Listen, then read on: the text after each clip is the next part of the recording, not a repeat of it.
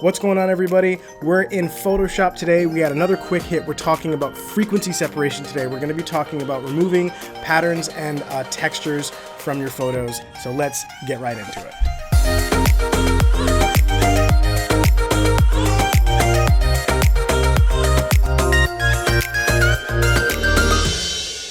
It's your boy, the Mackie Mouse here, way down here in the corner. I just wanted to jump on here real quick. We're going to talk about a technique you use in Photoshop called frequency separation, where you take the low and high frequencies, or the color and the texture information, separate them out into separate layers so you can manipulate those things separately. We're going to use that technique to remove some unwanted patterns and textures in our image. I get this question a lot from people, like, how do I remove this thing? I got a random hair strand and a client wants me to pull it out. Well, we're going to do that today. It's really fast and simple, and I think you're going to love it.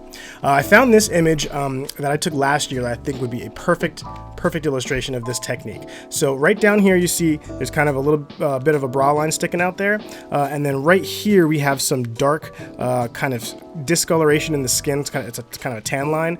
So we're going to remove that using frequency separation as well.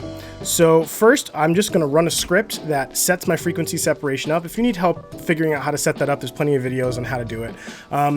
It's pretty simple, and I'm probably going to do a video on it soon. But once you get your frequency separation set up, where here you see I have a texture and I have color that are separated. These other ones are just backup layers. Just in case I mess up, I have something to go back to. So basically, we have to think about this in two different steps. And the first step is going to be color, where you see when I turn that on and off, you see it goes blurry, and that's because this color layer is actually just a blurred color only layer, no texture. And then this texture layer, you'll see represented in gray, is just the texture of the image. You got to treat those two things separately to make this technique work. So basically, we're going to go into color. I strongly recommend you turn off that texture layer so we're not letting that kind of affect our eyes and while we're doing what we're doing. And you're going to use the mixer brush. The mixer brush is awesome. So I put up at the very top of the screen, I have it magnified, the settings here. So my wet, my load, my mix, my flow, I pretty much set them all the same. Sometimes I drop my flow a little bit lower than the other ones. These are all set to 40, and then my flow is 30, just so I can really finesse those brush strokes. You can feel free to use different settings if you want to. If you want it a little less strong, you can kind of drop those down. But watch how strong this is. This is black. Okay, and then we have skin tone. So all we're going to do is we're going to take the mixer brush and we're going to take the color from up here and we're going to drag that color down into this black spot. So I'm going to speed this up so that you can kind of see what I'm doing, but all I'm doing is dragging down into the area where this bra is, and you can already see it just disappears, and it's using the color from this skin tone to kind of fill in that information. So I'm going to speed this up so that we can just kind of get to it.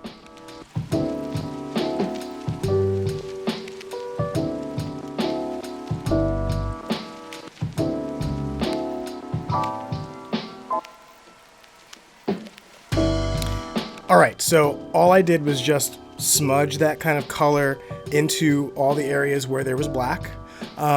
I do want to point out that the brush size and softness will make a difference. So if you do a lot of like little taps, like I was doing a lot of little taps, sometimes if you do that, you'll get like little discolorations and you have to go back and fix them. The bigger your brush is, the kind of smoother those will go. So sometimes with the mixer brush, if you're getting weird lines, just use a bigger brush.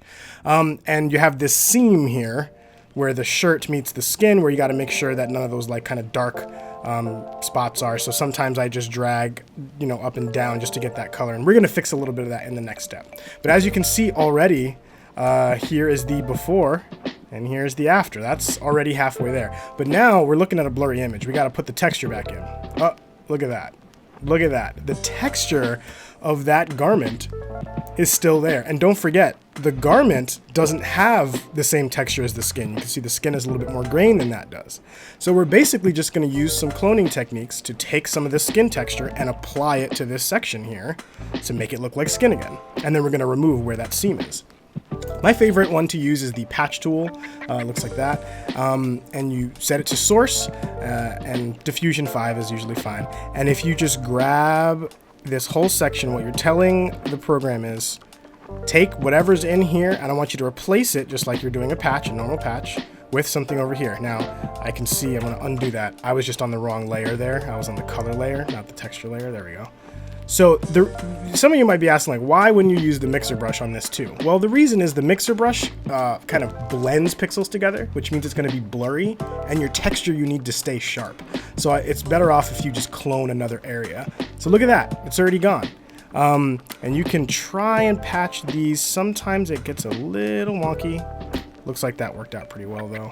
If you get too close to an area where there's other kinds of color, like this blue over here, and you try and replace it, sometimes it'll, yeah, you see how it brought a little bit of darkness in the edge? I don't mind it in this case, but sometimes the results get a little weird. If it does, you can try and use the healing tool or clone stamp or whatever. But you kind of get the idea here. I'm also going to take some of this texture here, and I'm just going to try to apply it.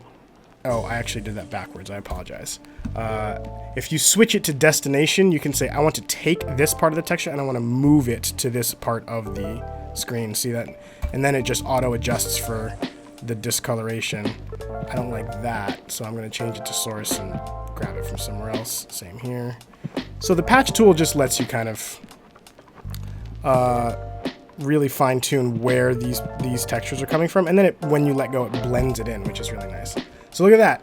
I've replaced the color, I've replaced the texture, and now you're none the wiser. The only thing I want to do, we've put some of the skin tone into the shirt. You see there's a little bit of kind of tan or red in that blue there. I'm going to go back into color, and I'm going to switch to my mixer brush again, and I'm going to do the opposite. I'm going to actually take the blue, and I'm just going to smudge that blue into these edges here. Just a little. And I'm also seeing there's a little bit of weird darkness here, so I'm just gonna, nice big brush, and you just kind of massage those two back and forth until you get results that you like. So look at that. So that's done. I'm just gonna do a little bit more to blend it. There you go. And you see there's a little bit of discoloration here from all the like manipulation I was doing. You can use the mixer brush to fix that as well. So if I just make a really nice big brush, right? So it's really blending everything together, you can kind of bring some of that color from other areas. Now if I look at it before and after, that's before and that's after. You get a nice smooth skin texture there. You can see there's a little bit of discoloration in these shadows. Watch this. If I just take these, see that? And now that shadow is nice and smooth. And it's a little too dark down here, it's a little too harsh. So I'm gonna take some of the shadow from up top and I'm gonna bring that shadow into the bottom. Now this is a really, really harsh example, but you can kind of see the potential here of what we can do. So if I, again, before and after, you see how nice and smooth that is? So what about this tan line? Well, think about it. Is the texture of the skin kind of the same as the other texture of the skin? For the most part it is. There's no like hard edges or anything, but the color is obviously real crazy. So what we learned about the mixer brush, do the same thing. Just take some of this light color. This is too dark, right? Take some of this light color and move that up to the top. I'm gonna click and drag, and just, that was 1 stroke, that was 2 strokes, 3 strokes, 4 strokes. In 4 strokes, that tan line is completely gone. And you can obviously take as much time as you need with this. I'm just making these nice broad strokes up there. I'm gonna make it nice and large brush so that it's nice and smooth. And look at that, just in a few strokes, look at how powerful that tool is. Just a few strokes, you can get your shadows out, get it nice and even. There's a little bit of yellow in there. You can kind of finesse some color into those areas. And if you want to, you're kind of removing some of these darker areas here. If you want, you could always use, your dodge and burn techniques where you're taking a curves adjustment and you make it really dark. You invert the mask using Control or Command I, and then you take a normal brush, not the mixer brush, the normal brush, make that flow 1%, nice soft brush, and you can bring back some of those. Look at that, I'm painting black over black. See, there's a problem right there. You got your black and you're painting on a black surface, so you need to hit the X key, that will invert those. Now I'm painting white over black. Yeah, look at that. You can bring some of these shadows that you removed from the mixer brush back. However, I'm gonna toggle before and after from the original picture. Look at that, original, and there's the after, before and after. If you want some of these shadows back, you can just fill it in with a burn layer. See that? Maybe there, I want a shadow under her chin to kind of separate her chin. Look at this. Burn underneath. And you can kind of move on from that technique. But basically, that frequency separation just cleans everything up right there. Now, you can extend that technique to just about anything. You can say, you know, you want to remove like this bit of hair. You don't want that hair on the neck. Go into your frequency separation, turn that texture off, you know, take the color, brush the color. Oh, sorry, I'm not on the mixer brush. Now I'm on the mixer brush. Take that color. I'm not on the right layer. Okay, you can do this, guys. Jeez. Take that color, mix the color in, right? You're taking all the surrounding color pixels and you're just gently massaging them into where that hair was. Now, what do you think's gonna happen when we put the texture back on? You're probably gonna see those texture lines, right? Look at that. There's a little bit of hair texture there. So what do you wanna do? If I use the mixer brush, it's gonna make it all blurry. So instead, we're gonna use the patch tool, you know? And we're gonna grab some, make sure we're on the right layer, that texture layer. We'll do it this way. We'll grab all those pixels that we don't want to be there. And we'll say, okay, I wanna replace that. Replace it with what? Just grab some texture from somewhere else. Look at that. And now we deselect. Look at the difference. Look at how quick that was just to get that hair. Now, obviously, you have some issues with, like, there's some shadowing issues you got to fix, but do you see how fast that was if you need to remove something? Like, frequency separation is fantastic. The mixer brush combined with frequency separation, that's a game changer. So I hope you liked this tip.